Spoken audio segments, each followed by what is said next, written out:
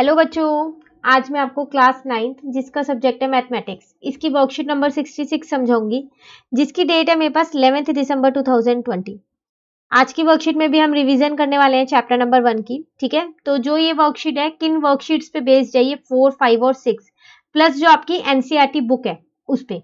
ठीक है ना, तो मैंने आपको इस बुक की जो आपकी एनसीईआरटी बुक है ना, इसका ये वाला चैप्टर करवा रखा है, तो मेरे चैनल पे आपको इसकी वीडियोस मिल जाएंगी। ठीक है, साथ के साथ मैं आपको उसका लिंक दे दूंगी डिस्क्रिप्शन बॉक्स में, आप वहां से भी देख लीजिएगा। ठीक है, चलिए पहले मैं आपको वर्कशीट दिखा देती हूँ। तो देखो 3 क्वेश्चन आपके पास यहाँ पर है, एमसीक्यू है क्वेश्चन नंबर 1 to 4। ठीक है, ये रहा क्वेश्चन नंबर 4 आपका। ठीक है, उसके बाद क्वेश्चन नंबर 5 में आपको डू एज डायरेक्टेड करना है, मतलब जैसा आपका बोला जा रहा है वैसे आपको करना है। ऐड बोला जा रहा है तो ऐड करना है, मल्टीप्लाई बोला जा रहा है तो मल्टीप्लाई, डिवाइड बोला गया है तो डिवाइड करना है। ठीक है, नेक्स्ट है सिंप्लीफाई, आपको सिंप्लीफाई करना है ये आइडेंटिटीज का यूज करके। ठीक है, फिर क्वेश्चन नंबर 7 में आपको वैल्यू निकालनी है एक्स की। तो टोटल 7 क्वेश्चन है आज की वर्कशीट में। शुरू करें हम अपनी रिवीजन। चलिए तो हम एक एक क्वेश्चन करके समझते हैं यहाँ पर। तो क्वेश्चन नंबर 1 हमारे पास यहाँ पर है, विच of the following is the greatest, बताओ इनमें से कौन सा ग्रेटेस्ट है। तो देखो ये एमसीक्यू है, तो ज्यादा इसको सॉल्व करने की जरूरत नहीं है क्योंकि इसमें हमें इतना टाइम नहीं लगाना है ना। तो आप फर्स्ट पार्ट को फिलहाल के लिए ऐसे ही छोड़ दो, 4 की पार्ट 2, इन सबको भी कोशिश करो जल्दी से कि हम इन्हें 4 की पार ही बना सकें। तो अगर मैं बी को देखूं तो आपके पास ये था 16 3/2, तो आपको पता है 16 4 का स्क्वायर होता है, तो इसको फिर मैं ये लिख सकती हूँ ना, आपको पता है ना पार के ऊपर पार होती है तो मल्टीप्लाई होती है। 16 को मैंने 4 की पावर 2 लिख दिया और ये 3/2 ऐसे ही है मेरे पास। ठीक है ना, इस 2 से 2 कट गया, ये आ गया 4 की पावर 3। आपको ये खोलने की कोई जरूरत नहीं है कि आप 4 को 3 बार मल्टीप्लाई करो, नहीं, एमसीक्यू है ये, इनको यहीं छोड़ो फिलहाल अभी आप।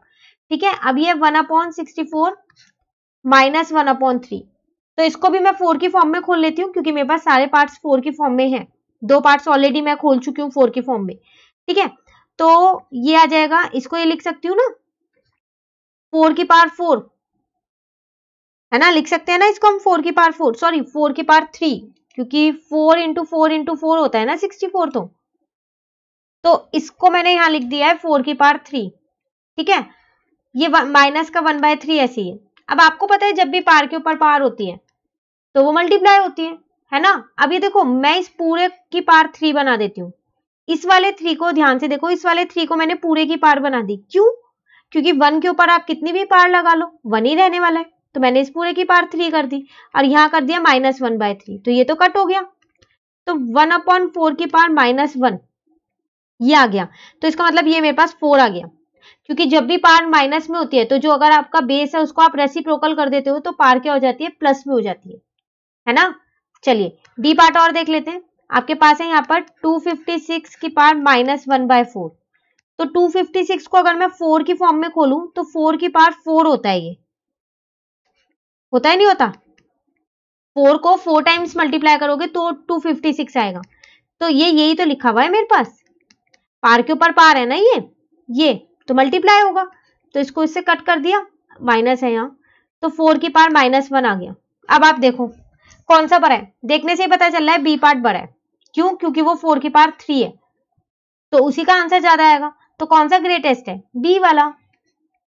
ठीक है, तो आपको इन सबको आगे सिंप्लीफाई करने की कोई जरूरत नहीं है क्योंकि ये सिर्फ एमसीक्यू है, सिर्फ टिक लगाना है आपको। ठीक है ना, चलिए सेकंड देखते हैं। यहां आपसे कह रहा है if a is equals to this then find the value of 1/a, आपको a की वैल्यू दे रखी है और 1/a आपको निकालना है, तो 1/a, तो a यहां लिख देती हूं, फिर मैं रूट में तो हम कभी भी डिनोमिनेटर को नहीं छोड़ते, और वैसे भी आप देखो तो कोई ऐसा ऑप्शन है नहीं ABCD में कि ये आंसर हो, तो मतलब आपको रैशनलाइज करना है इसको। चलिए रैशनलाइज भी कर देते हैं इसको, तो ये तो आ गया 2 - √3, अब ये a + b बन गया और ये a - b बन गया, है ना, तो वो a² - b² होता है। ठीक है, तो ये आया 2 - √3 और यहाँ पर 2 का स्क्वायर 4 हो गया और √3 का स्क्वायर 3 हो गया, √3 × √3 3 हो गया, तो ये कितना आ गया 2 - √3, नीचे तो 1 आ गया, कौन सा ऑप्शन है, बी वाला, तो आपका आंसर आ गया यहाँ पर बी। देखो ये आपके पास एमसीक्यू है तो आपने सॉल्व किया और यहाँ बी लगा दिया, पर अगर आपके पास ये पूरा क्वेश्चन है सॉल्व करने के लिए तो इसमें एक चीज मिसिंग है, वो क्या, आइडेंटिटी जो आपने यहाँ यूज की, वो आपने यूज की a + b और a - b1 की ना, तो वो आपको जरूर लिखनी है। पर अगर एमसीक्यू में आए तो लिखना जरूरी नहीं है, क्योंकि आपको सिर्फ टिक लगाना है। सॉल्व करने के लिए आएगा ये पूरा, तो आइडेंटिटी भी आप जरूर लिखोगे। ठीक है, चलिए क्वेश्चन नंबर 3 देखते हैं। कह रहा है इसकी वैल्यू बताओ, find the value of this. तो पहले हम एक बार इसको यहाँ लिख लें, क्योंकि इमेज में ना ये पिक थोड़ी ब्लर आए। आपकी वर्कशीट ही ऐसी है ये, ठीक है, तो मैंने यहाँ लिख लिया इसको। सबसे पहले देखो अंदर वाला ब्रैकेट खुलता है, एक एक स्टेप बाय स्टेप खोलना है। तो ये आया मेरा -1, 3 में से 4 गया तो -1 आया। ठीक है ना, ये 4 मैंने ऐसे ही लिख रखा है अभी, और ये वाला 3 भी मैंने ऐसे ही लिख रखा है पार वाला। अब 3 - 4, देखो यहाँ है -1 की पावर 4, तो -1 को आप 4 टाइम्स लिख रहे हो ना, यही है ना इसका मतलब। तो इस माइनस से माइनस कट गया, इस माइनस से माइनस कट गया, कट गए, इन दोनों से एक माइनस कट गया, इन दोनों से एक कट गया, तो माइनस तो बचा ही नहीं। इसका मतलब मेरे पास 1 बचा सिर्फ यहाँ पर, यही हुआ। एक चीज मैं यहाँ आपको जरूर बताना चाहूंगी, देखो यहाँ पर 4 थी पार, तो आपने फटाफट से साइड में ऐसे खोला, 4 बार लिखा -1 -1 -1 -1, और फटाफट माइनस काट के देख लिया, तो आपको पता चल गया प्लस में आंसर आया। इन केस अगर यहाँ पर मेरे पास 20 लिखा होता, तो क्या आप इसको 20 टाइम्स लिखते? कई बच्चे लिखते है ना, लिखते ना कई बच्चे, लेकिन आपको नहीं लिखना। एक छोटा सा रूल है, बस वो याद रखना है। वो क्या याद रखना है, अगर ये पार इवन में है, जैसा कि अभी है ये, तो आपका आंसर हमेशा प्लस में 1 आएगा। अगर ये पार ऑड में है, जैसा कि 19, तो जो आपका आंसर है वो हमेशा -1 आएगा। बस आपको एक ये छोटी सी चीज याद रखनी है, जैसे हमारे पास 4 था, इवन था ना, तो देखो +1 आया। अगर यहाँ 5 होता ना, तो मैं यहाँ -1 लिखने वाली थी, क्योंकि मेरा पार जो है वो ऑड है। ठीक है, तो आप इन छोटी छोटी चीजों का ध्यान रखोगे तो पेपर में अपना टाइम बचा पाओगे इन कैलकुलेशन से। ठीक है ना, चलिए आगे बढ़ते हैं हम। तो 3 4 1 जा तो 4 हो गया। ठीक है, अब यहां पर आ गया -1 की पावर 3। चलो फिर वही चीज आ गई जो अभी मैंने आपको बताई है, यहाँ पर पार ऑड में है। अब आप बता सकते हो बिना खोले कि पार आंसर जो है वो माइनस में आएगा या फिर प्लस में आएगा, है ना। माइनस में आएगा ना, तो -1 आपका आंसर आ गया, तो ये आपका बी ऑप्शन आ गया। ठीक है, तो इसको आप याद रखिएगा। ठीक है ना, चलिए क्वेश्चन नंबर 4 देखते हैं। ये भी एमसीक्यू है, क्योंकि 1 to 4 क्वेश्चन हमारे एमसीक्यू थे। ठीक है ना, which of the following is equal to A. कह रहा है इन चारों में से बताओ ए के इक्वल कौन सा है। तो देखो चारों पार्ट सॉल्व करें इसके लिए, हम एक को देखने के लिए। तो एक चीज आप यहां पर देखो, ए पार्ट में आपके पास लिखा हुआ है ए की पावर 10/6 माइनस ए की पावर 4/6। तो ऐसा तो पता है हमने कोई रूल नहीं किया, हमने ये वाले रूल तो किए हैं अगर बेस सेम हो, जैसा कि आप इसमें कह सकते हो डी पार्ट में, कि अगर बेस सेम हो और बीच में मल्टीप्लाई हो तो पार्ट्स ऐड हो जाती हैं। किया है ना आपने, ये बेस सेम है इन दोनों का, तो मैं इन पार्ट्स को ऐड कर सकती हूँ, है ना। ये वाला तो किया है, पर मैंने ऐसा तो कोई रूल नहीं किया। ऐसा करते हैं, अभी फर्स्ट पार्ट को स्किप करते हैं, इसको सॉल्व नहीं करते, सेकेंड पार्ट देखते हैं पहले, क्या इससे ए आ रहा है। फर्स्ट पार्ट से ए नहीं आएगा, क्योंकि आप देखो ये जो है ना, ये अपॉन में है, तो कैसे करोगे, तो आप इसको छोड़ दो, इसमें ही मत लगे रहना अगर एग्जाम में कोई ऐसा क्वेश्चन आया तो। सेकेंड पार्ट आपके पास ये है। ठीक है, सबसे पहली बात ना, कई बच्चों को ये रूट हटाना नहीं आता, पहले मैं आपको वही बताती हूँ। ये तो आप सबको पता है पार के ऊपर पार है, ये मल्टीप्लाई हो जाएगा, तो इसको मैं 4/3 लिख सकती हूँ, है ना। 4 1 जा 4 अपॉन में 3। अब देखो जब ये रूट हटता है ना, इसके अंदर जो जैसे 12 लिखा है, तो ये यहाँ आ जाएगा 1/12। ठीक है, जो रूट के अंदर होता है ना, वो यहाँ पर फ्रैक्शन में आती है वो पार रूट हटने के बाद। अब कई बच्चे सोचेंगे अगर रूट में कुछ ना लिखा हो तो ऐसा सी वाला क्वेश्चन है उसमें बताऊंगी। ठीक है, तो देखो फिर पार के ऊपर पार हो गया, तो 4 की पावर 3 इंटू 1/12। क्या आपको लग रहा है इससे ए आने वाला है, ए के इक्वल आना चाहिए आपका आंसर। तो ये तो मेरा आंसर ए 1/3 आ रहा है, इसका मतलब बी ऑप्शन तो नहीं है। ए तो खैर मैंने अभी किया ही नहीं है सॉल्व, ए वाला ऑप्शन, बी नहीं है। चलिए सी वाला देख लेते हैं। मैंने ये बड़ा सा बनाया क्योंकि इसके अंदर ना कुछ लिखा हुआ नहीं है, मुझे आपको ये समझाना है इसीलिए। ठीक है, सबसे पहली बात ना, मैं इसको यहाँ पर क्या करती हूँ, 2/3 तो मैं यहाँ लिख लेती हूँ, है ना, पार के ऊपर पार है तो मल्टीप्लाई। और दूसरा, जब ये रूट हटा, अब यहाँ पर इसके अंदर तो कुछ भी नहीं लिखा, क्या करूं, अब इसके अंदर कुछ, यहाँ पर तो कुछ भी नहीं है, तो जब इसके अंदर कुछ नहीं होता ना, मतलब यहाँ पर हाफ आएगा रूट हटने के बाद, इसके अंदर मतलब यहाँ पर 2 लिखा होता है। तो जब भी 2 होता है तो वो लिख के नहीं देते हैं, हमें खुद से यहाँ पर 2 लेना होता है। अगर 3 होगा तो वो लिख के देगा ऐसे 3। ठीक है, अब आपको रूट हटाना आ गया। चलिए अब कट करके देखते हैं, इसको इससे कट कर रहा है, इसको इससे। ए की पावर 1 मतलब ए आ गया, हमें ए ही चाहिए था शायद। ए के इक्वल ही कौन सा है, सी ऑप्शन है, तो चलो सी मेरा आंसर आ गया। तो देखो ना मुझे ए सॉल्व करना पड़ा ना मुझे डी सॉल्व करना पड़ा। ठीक है, तो जिस पार्ट में अगर आपको एमसीक्यू में आपको ऐसा लग रहा हो कि हमसे सॉल्व नहीं हो रहा ए पार्ट और आंसर कैसे निकाले, कोई नहीं, आप बी सी डी बाकी के सॉल्व करके देखो। अगर उनसे आंसर नहीं आता, मेरा ए नहीं आता, इसका मतलब ए वाला मेरा ऑप्शन था, तो मैं ए को टिक मार देती। ठीक है ना, तो चलिए एमसीक्यू हो गए हमारे कंप्लीट, आगे बढ़ते हैं। क्वेश्चन नंबर 5 मुझसे कह रहा है डू एज डायरेक्टेड, जैसा बोला जा रहा है वैसे ही आपको करना है। तो फर्स्ट पार्ट में आपको ऐड करने के लिए बोला गया है, तो ऐड कर लेते हैं। ऐड कैसे करें, यहाँ तो प्लस का साइन लगा हुआ ही है, यहाँ पर एंड की जगह हम क्या करेंगे, अब की बार प्लस का साइन लगा देंगे। ठीक है, तो 2√27 एंड की जगह प्लस का साइन। अब उसके आगे -5√5 है, तो मैं ब्रैकेट में रख लूं क्योंकि दो साइन हम एक साथ कभी भी नहीं चलाते। ठीक है ना, अब देखो मैंने पता है क्या किया, इस 125 के फैक्टर लिख लिए यहाँ पर, 5 × 5 × 5। उसी तरीके से इस 27 के भी फैक्टर लिख लिए, 3 3 जा 9, 3 जा 27, प्लस माइनस माइनस हो गया यहाँ पर। ठीक है, 5√5 ऐसी है, ये माइनस का √3 ऐसी है। इनके फैक्टर क्यों नहीं लिखे 5 और 3 के, क्योंकि इनके कोई फैक्टर नहीं होती है, दोनों प्राइम नंबर है, इसलिए नहीं लिखे। तो याद रटना नहीं है, आगे वाले नंबर्स के फैक्टर निकालने, पीछे वाले के नहीं निकालने, नहीं, जिनके फैक्टर्स निकलेंगे सबके निकालने। ठीक है, अब देखो इन दोनों 5 का एक 5 तो बाहर आ जाएगा, अंदर बचेगा √5 प्लस 2, इन दोनों 3 का एक 3 तो बाहर आ गया, अंदर बचा √3। ठीक है ना, ये मैंने ऐसे ही लिख रखा है। ठीक है, अब ये 5√5 प्लस का है और ये 5√5 माइनस का है, मैं इसको कट कर सकती हूँ, तो मैंने इसे कट कर दिया। ये आया 6√3 माइनस √3। अब आप देखो इसके आगे कुछ नहीं है तो मैं 1 लिख सकती हूँ, 1 से किसी को भी मल्टीप्लाई करते हैं तो वही आता है ना। अब 6 में से 1 माइनस किया तो क्या बचा, 5 बचा, और ये √3 ऐसी है। रूट वाले नंबर कभी भी प्लस माइनस नहीं होते हैं, वो सिर्फ जो है मल्टीप्लाई या डिवाइड होते हैं। ठीक है, चलिए फर्स्ट पार्ट तो मेरा यहाँ पर कंप्लीट हो गया। अब हम देखते हैं अपना सेकंड पार्ट, यहाँ इसमें भी हमको ऐड करने के लिए कह रहे हैं, तो जहां एंड लिखा है सिर्फ वहां पर प्लस का साइन लगाने वाले हैं हम। √7 minus √11 plus √5 minus √11 plus √13।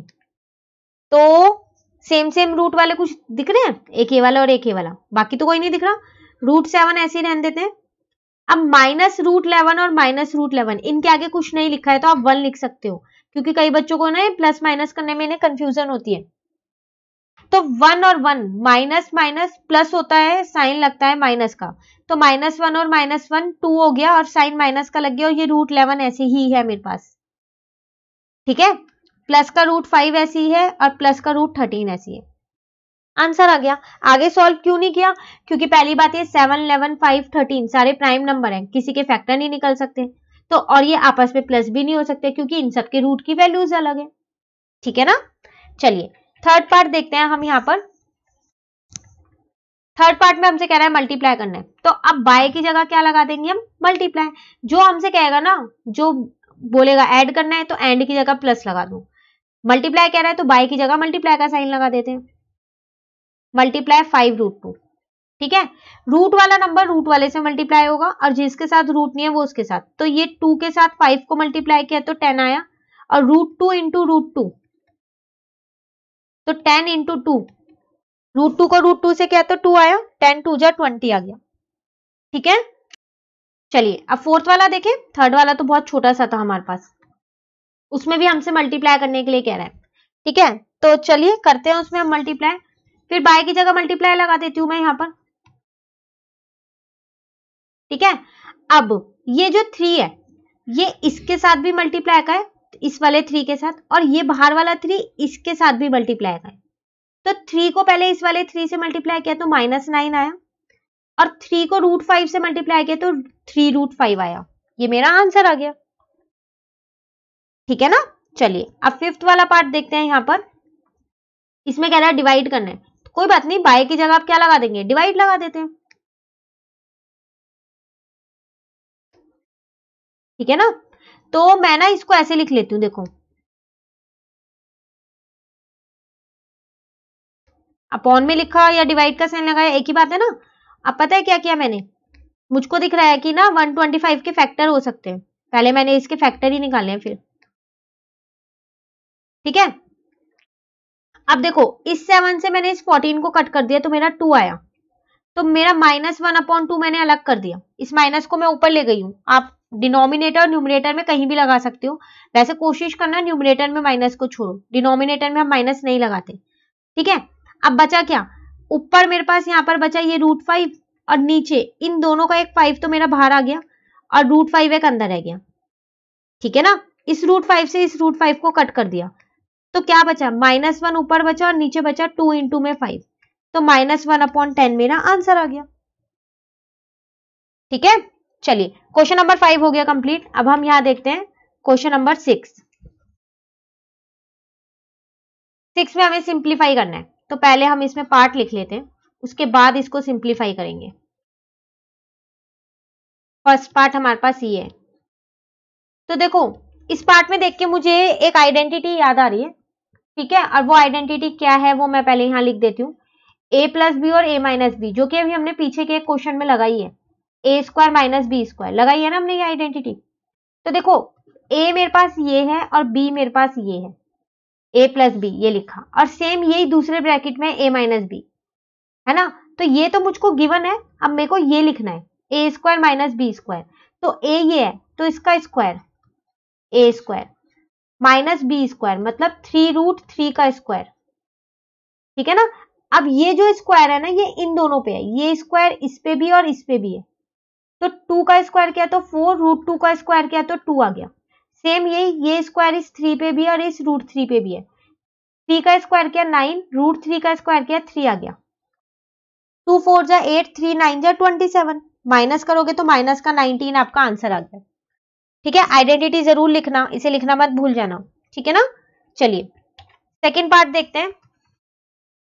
Second part में कह रहा है 2√8 - 3√2 का होल स्क्वायर, तो ये तो देख के पता चल रहा है a - b का होल स्क्वायर है, तो a² + b² - 2ab, यही होती है आइडेंटिटी। तो a मेरे पास ये पूरा है और b मेरे पास ये पूरा है, तो a² मतलब 2√8 का होल स्क्वायर प्लस b² मतलब 3√2 का होल स्क्वायर -2ab, 2 a की जगह a की वैल्यू रख दी और b की जगह b की वैल्यू रख दी। ठीक है ना, अब फिर वही ये स्क्वायर दोनों पे है, तो 2 2 जा 4 और √8 इंटू √8 8 हो गया, 3 3 जा 9, √2 का स्क्वायर कितना हो गया 2 हो गया। ठीक है, -2 2 जा 4, 4 3 जा 12, तीनों को मल्टीप्लाई किया तो 12 आया, और √8 को √2 से मल्टीप्लाई किया तो √16 आ गया। ठीक है, 4 8 जा 32, 9 2 जा 18, -12 √16 है, 16 को रूट से बाहर निकालूंगी तो 4 आ जाएगा। ठीक है ना, इन दोनों को प्लस किया तो 50 और यहां पर माइनस आया 48, तो आंसर आ गया मेरे पास 2। ठीक है, तो ये कौन सा था मेरे पास, सेकेंड पार्ट था। चलिए यहां पर हम चलो यहां करते हैं अपना थर्ड पार्ट करते हैं यहां पर। तो थर्ड पार्ट में मेरे पास √7 + √6 का होल स्क्वायर, अब ये कौन सी आइडेंटिटी लग रही है, a + b का होल स्क्वायर है ना, तो a² + b² + 2ab, यही आइडेंटिटी होती है। तो जिसमें से a मेरे पास ये है और b मेरे पास ये है, पुट करें वैल्यूज, a² मतलब √7 का स्क्वायर, b² मतलब √6 का स्क्वायर और 2ab मतलब 2, a की जगह a और b की जगह b। ठीक है ना, √7 का स्क्वायर 7 रहेगा, √6 का स्क्वायर 6 हो जाएगा और 2 और ये हो जाएगा 42, 7 6 जा 42। ठीक है, अब इन दोनों को प्लस करेंगे तो 13 आ जाएगा, अब प्लस 2√42। कई बच्चे इन दोनों को भी प्लस कर देते हैं जबकि वो गलत है, यही आपका यही आंसर है, क्योंकि रूट वाला नंबर रूट वाले नंबर के साथ ही प्लस होता है और सेम रूट होना चाहिए तभी प्लस होगा, तो ये आपका यहाँ आंसर है। ठीक है, एक पार्ट रह गया फोर्थ पार्ट, चलिए यहीं पर देख लेते हैं फोर्थ पार्ट भी। यहां आपसे कह रहा है 6 - √2, 2 + √3, कोई आइडेंटिटी नहीं लग रही इसके अंदर, a + b होल स्क्वायर भी नहीं लग रही, a - b का होल स्क्वायर भी नहीं लग रही, a + b और a - b भी नहीं लग रही। कोई बात नहीं, नहीं लग रही तो हम क्या करते हैं, इसको कैसे खोलेंगे, ये फर्स्ट नंबर यहां लिखेंगे और सेकंड ब्रैकेट, बोल बोल के करना आप ये क्वेश्चन तो ज्यादा अच्छे से होंगे। फर्स्ट नंबर सेकंड ब्रैकेट, फिर जो साइन यहां पर है वो साइन यहां लगाया और ये सेकंड नंबर लिखा, सेकंड नंबर सेकंड ब्रैकेट। एक बार फिर से रिपीट करूं, फर्स्ट नंबर सेकंड ब्रैकेट, फिर जो साइन ये वाला है वो साइन यहां लगाया, सेकंड नंबर सेकंड ब्रैकेट। ठीक है, अब कुछ नहीं है, ये इसके साथ भी मल्टीप्लाई का है और ये इसके साथ भी मल्टीप्लाई का है। ठीक है, तो 6 2 जा 12 और ये आ जाएगा 6 को √3 से किया तो 6√3 माइनस ऐसी है। ठीक है, फिर वही ये इसके साथ भी मल्टीप्लाई का है और ये वाला नंबर इसके साथ भी मल्टीप्लाई का है, तो 2 को √2 से मल्टीप्लाई किया तो 2√2। अब बाहर ब्रैकेट के माइनस है तो अंदर वाला साइन चेंज हो गया, प्लस की जगह माइनस हो गया, और √2 और √3 कितना बन गया मल्टीप्लाई करके √6, और आपका यही आंसर आ गया। आगे ये सॉल्व नहीं होगा क्योंकि सारे नंबर अलग अलग है, सबके रूट अलग अलग है। ठीक है ना, चलिए क्वेश्चन नंबर 6 कंप्लीट हो गया। लास्ट क्वेश्चन पे आ गए हम, क्वेश्चन नंबर 7 पे। कह रहा है find the value of x if, x की वैल्यू निकालनी है अगर आपको ये दे रखा है तो निकालनी है एक्स की वैल्यू। तो देखो अभी मैंने आपको इस रूट का मतलब बताया था कि जब ये रूट हटता है तो क्या होता है, क्या होता है भाई, यहाँ पर पार लग जाती है ना, तो ये कितना बन जाएगा 1/2, और ये बाहर वाला एक्स ऐसे ही रहने देती हूँ क्योंकि जब रूट के अंदर कुछ नहीं लिखा होता तो 2 होता है, तो ये 1/2 बन जाता है। अब पार के ऊपर ये पार है तो मल्टीप्लाई हो जाएगी, 3 की पार कितनी हो गई x/2। ठीक है, एक चीज ध्यान रखिएगा, न्यूमरेटर को न्यूमरेटर से इंटू करना और डिनोमिनेटर को डिनोमिनेटर से। तो आपको अगर ये कंफ्यूजन होती है ना 1/2 और यहाँ पर x भी लिखा है तो कैसे करेंगे, जैसे कि ये लिखी हुई है तो इसको आप x/1 भी लिख सकते हो। अब ये न्यूमरेटर है, ये न्यूमरेटर है, ये डिनोमिनेटर है, ये डिनोमिनेटर है, अब आप मल्टीप्लाई कर लेना। ठीक है, 7। अब बेस सेम है ना, तो ये बेस तो कट हो गए, तो ये पार नीचे उतर गई, बस अब तो वैल्यू आ गई, ये डिवाइड का इधर आके मल्टीप्लाई हो गया, x की वैल्यू आ गई 14 और आपको x की वैल्यू ही निकालनी थी इस क्वेश्चन में। तो ये क्वेश्चन खत्म हुआ, क्वेश्चन के साथ साथ हमारी वर्कशीट भी खत्म हो गई, वर्कशीट नंबर 66। ठीक है, अब वर्कशीट नंबर 67 जो है वो हम अपनी नेक्स्ट वीडियो में करेंगे। तो अगर आपको ये वीडियो अच्छी लगी तो आप इसे लाइक जरूर कीजिएगा और मेरे चैनल को सब्सक्राइब कीजिएगा। Thank you.